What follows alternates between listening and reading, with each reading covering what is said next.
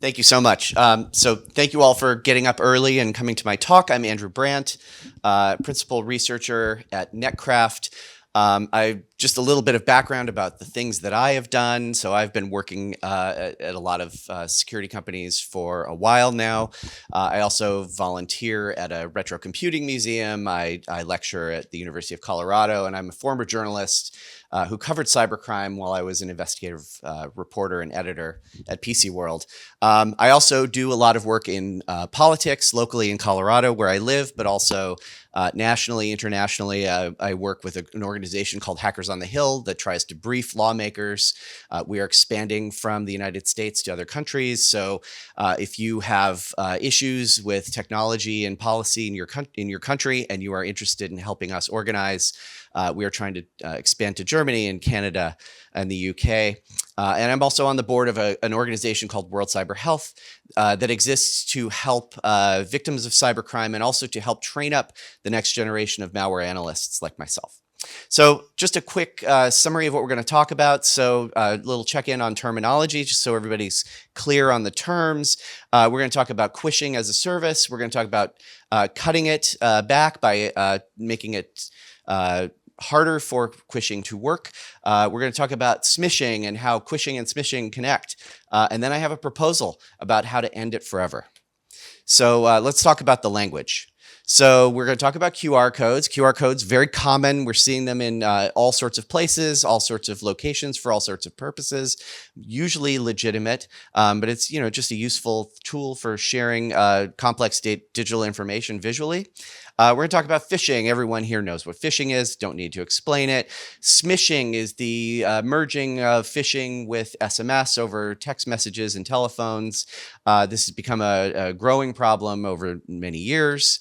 And then we're going to talk about quishing. So quishing is the use of QR codes to relay phishing URLs through phones. And this has become a huge problem. This portmanteau of QR code and phishing is really widely used now to scam people out of money at their pay-to-park stations and other locations, but it's also just sort of being used in a lot of different ways as well. So we'll talk a little bit about how it's being used badly. So as I mentioned, it's being used pretty widely across Europe and in North America. People are sticking stickers over the parking meter stations where you have to pay for parking, but we are also seeing it being used literally.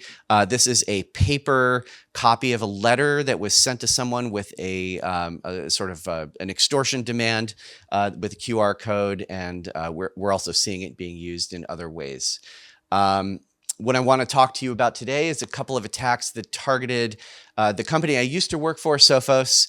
In this case, this was about a year ago. The company started to receive emails like this one, targeted specific employees, and it usually looked like it was something that was scanned from a network printer, or at least that's how it was portrayed to the end user.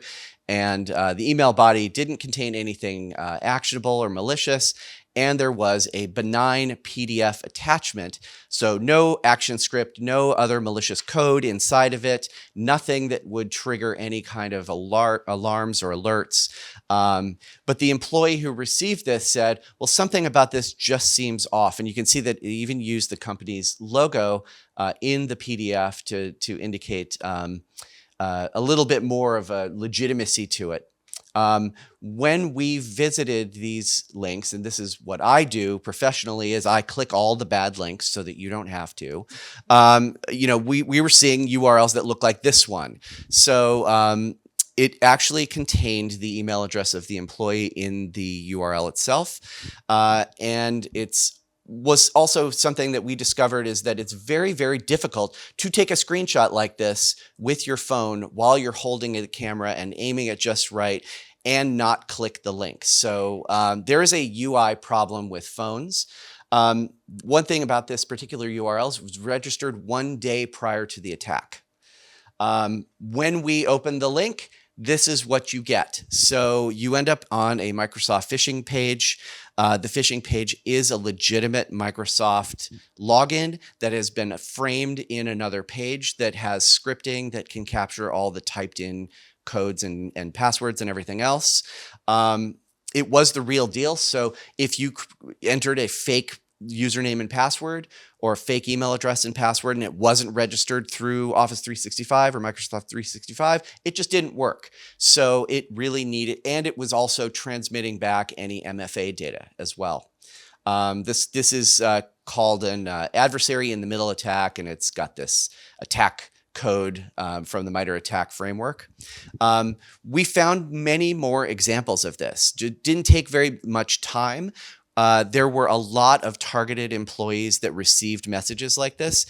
And throughout 2024, the attacks continued to evolve over time. Our employees were receiving them. Our customers were receiving them and sending us these messages as well. And you can see that the messages, the PDFs were starting to grow in more sophistication and getting a little bit more complicated over time.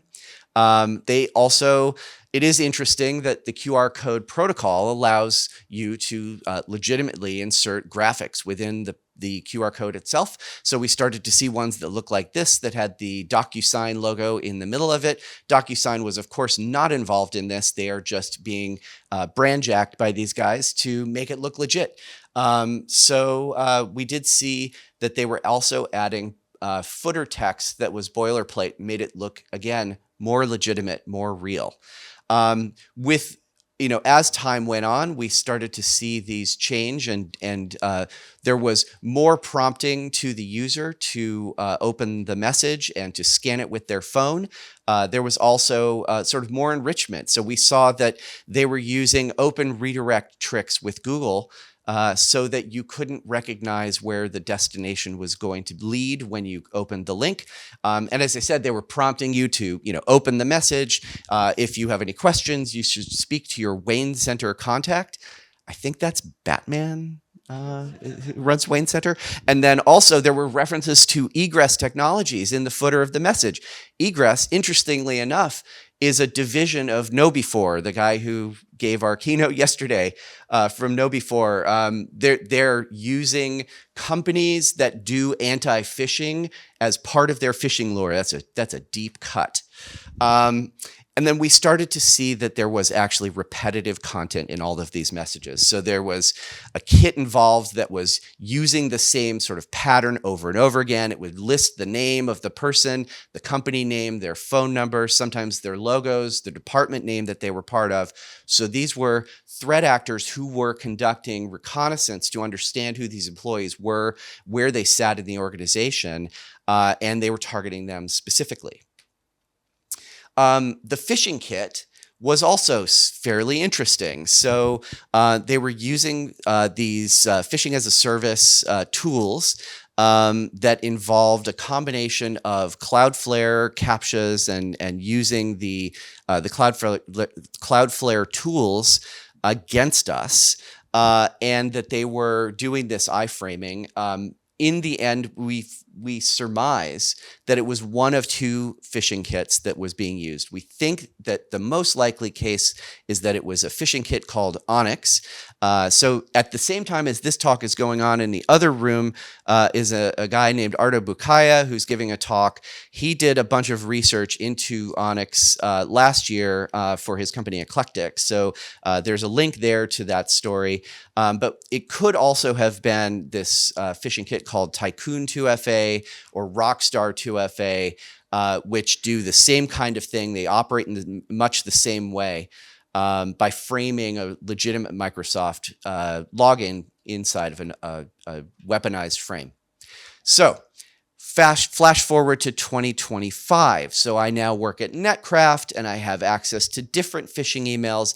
And I'm learning just in the past month since I started that this is now much more widespread, and we are seeing it in a lot of different places. And this is an example of one of the ones that we're seeing most commonly is this DHL shipment one that tells you that you need to scan this QR code in order to make sure that your shipment gets to its destination.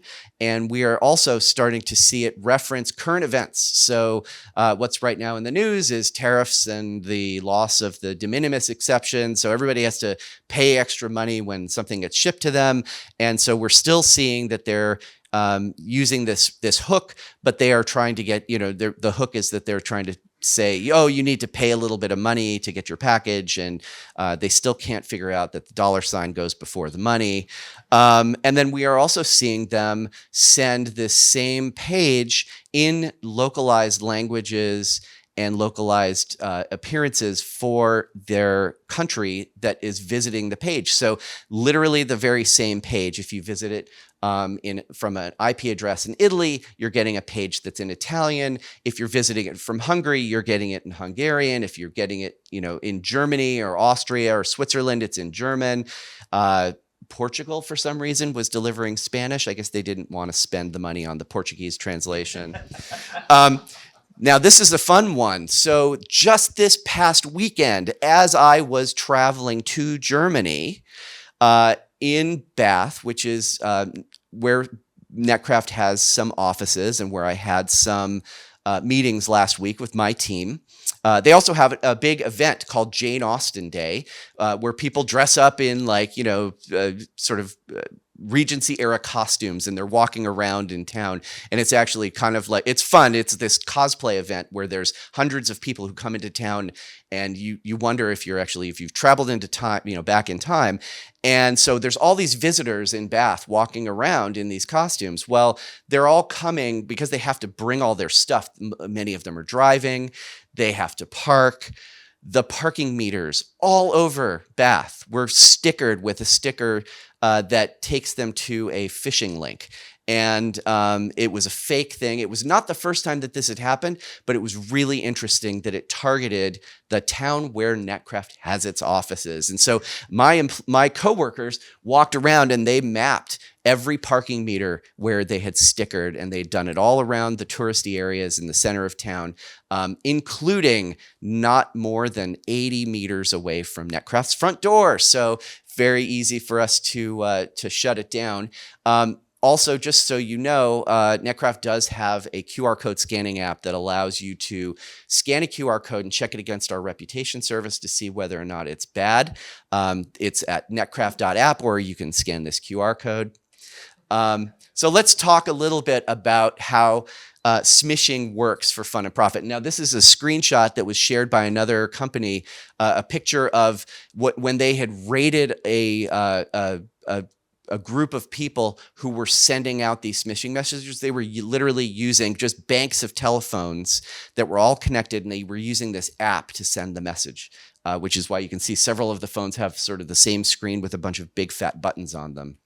So the SMS-based phishing that we're seeing in the US references, for example, road toll tag programs. So various states in the US, if you want to drive on a toll road, you have to subscribe to a service where you get a little transponder in your car, and you usually have to pay it every month. And so they're using the logos and the graphics of each of those programs in the system that they're doing. And it's extremely widespread. It's super dangerous because people just don't recognize that this is phishing. We're also seeing some interesting use of quishing and smishing to get people, again, to use their phone to try to log into things. Now, of course, why are they using their phones? Because the phone is less well protected. Even if you have Google Safe Browsing on your phone, the protection that is offered through the Chrome browser and Google Safe Browsing is reduced on a phone because there just isn't enough storage or capacity to have the live feed of every malicious URL being blocked. So they're slow to respond. One thing that's worth noting here is that the Swiss Post Office conducts regular phishing tests of Swiss residents and citizens, and this is what happens if you click one of the bad links. It says, "Oops, you've been phished," which is great, and I think it's a really interesting idea that I would like to see more countries adopt. So, how do we deal with this problem? I have a modest proposal. It only involves an enormous amount of cooperation from people who don't normally like to cooperate with each other. So we're talking about the two biggest smartphone OS makers, Apple and Alphabet, who make, the iOS and Android operating systems, the mobile phone providers, the service providers for mobile phone networks, and security companies, so the people who represent folks who are in this room. And we also have to have one other thing, which is a willingness to do this on a basis of trying to do the right thing rather than using it to try to make a buck. If there's a little bit of altruism that we could derive from this and make it work, that would help a lot.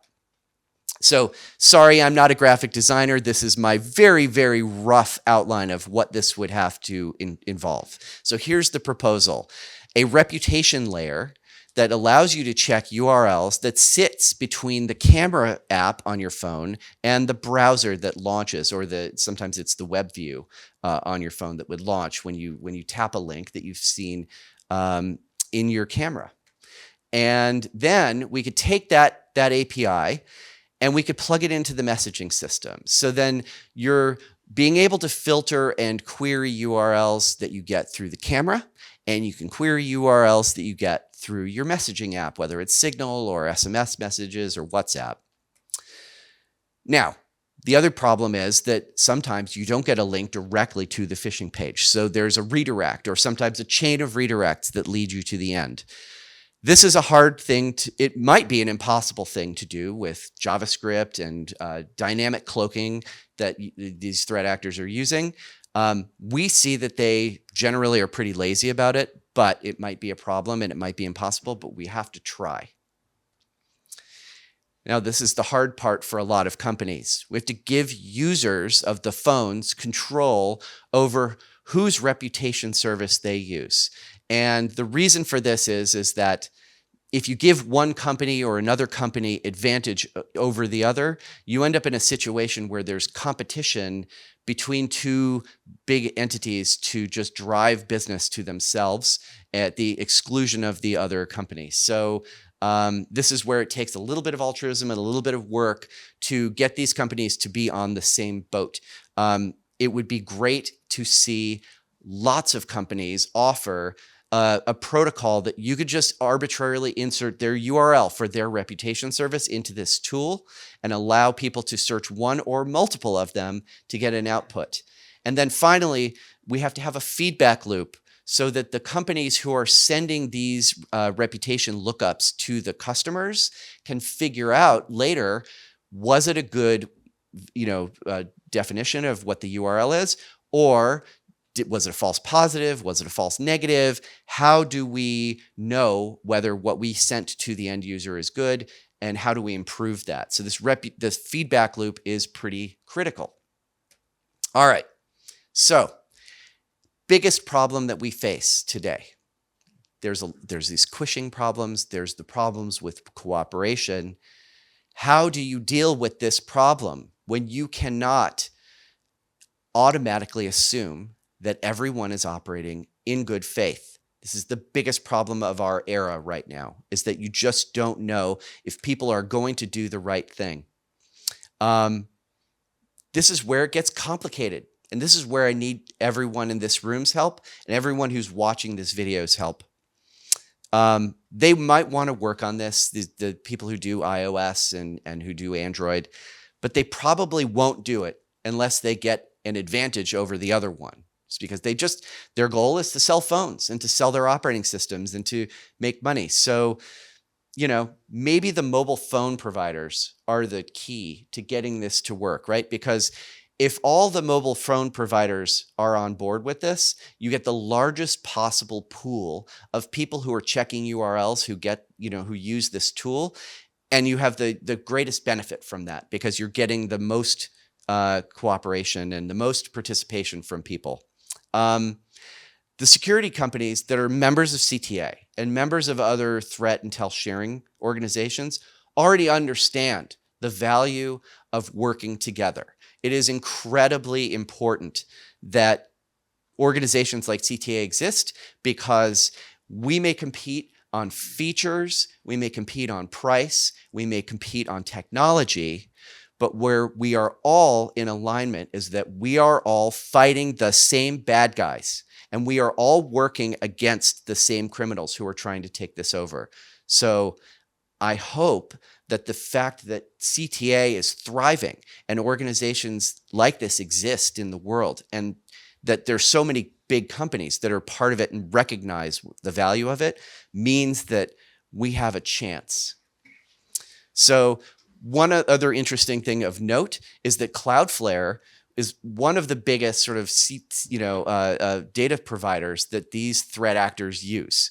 And most of the most sophisticated pages, they're either using Cloudflare or they're mimicking Cloudflare in ways that make it very difficult for researchers like myself and for security companies to block the bad stuff. Now, I thought, because Cloudflare is a big, well-known company, and that they're based in a Western country and they're not a bulletproof host, that it would be easy to get the bad guys shut down.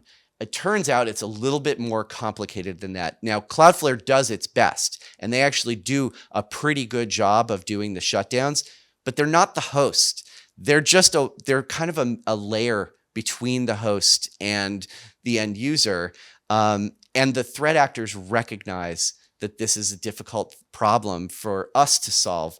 The good news is that Cloudflare has been very receptive to fixing this. And so they're extremely responsive to taking down the accounts of the attackers that are doing this. But it takes time. It takes a lot of effort. The company that I work for on a daily basis sends them huge numbers of URLs for them to take down, and they're very responsive.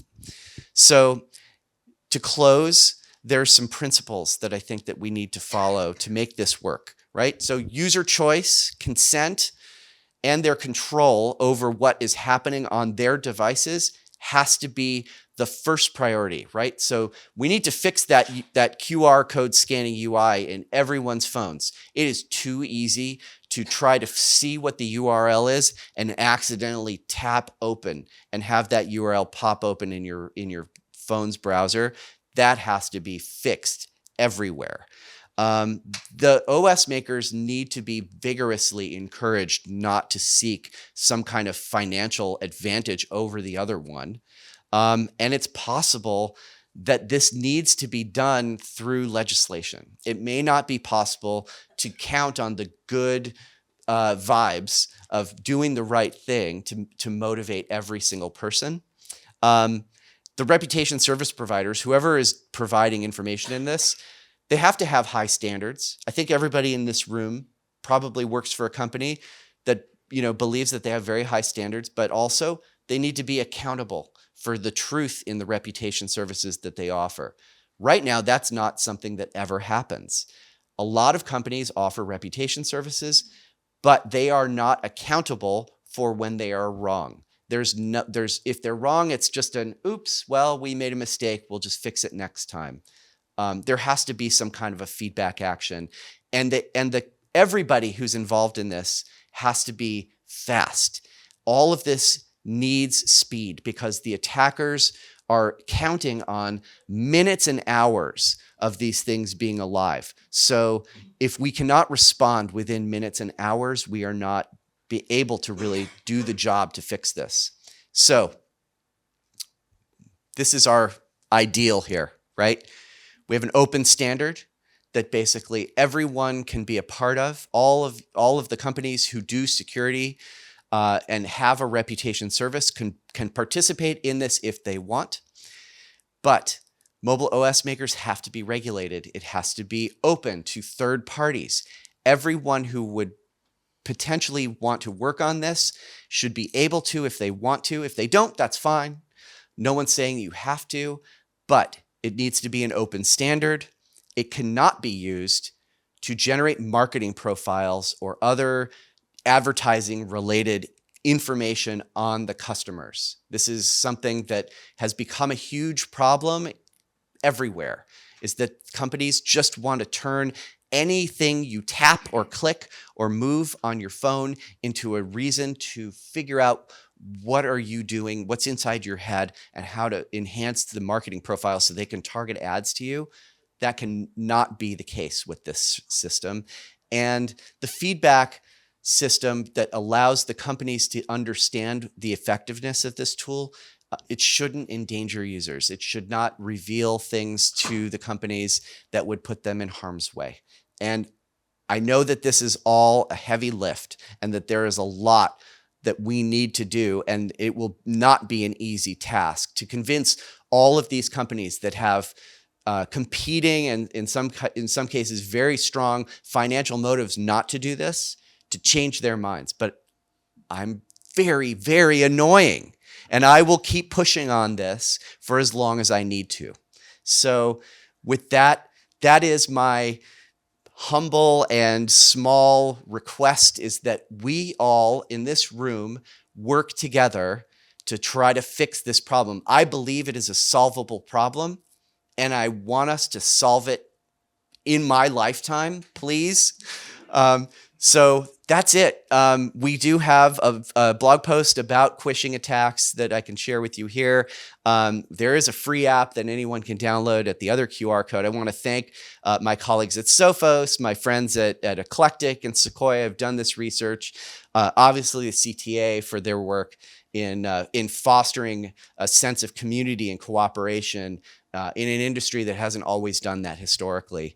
And then also, folks who work in the industry who there are other threat intel sharing groups such as the Woo Slack, which there are a lot of independent researchers who are part of that and also share intel that you may not even realize is part of Magellan and ends up getting shared into the ecosystem that way. This is how to reach me if you need to reach me. I am available all the time, so come and find me. I'll be walking around, and I have CDs for you if you want to listen to some cool music. And that's my talk. Thank you.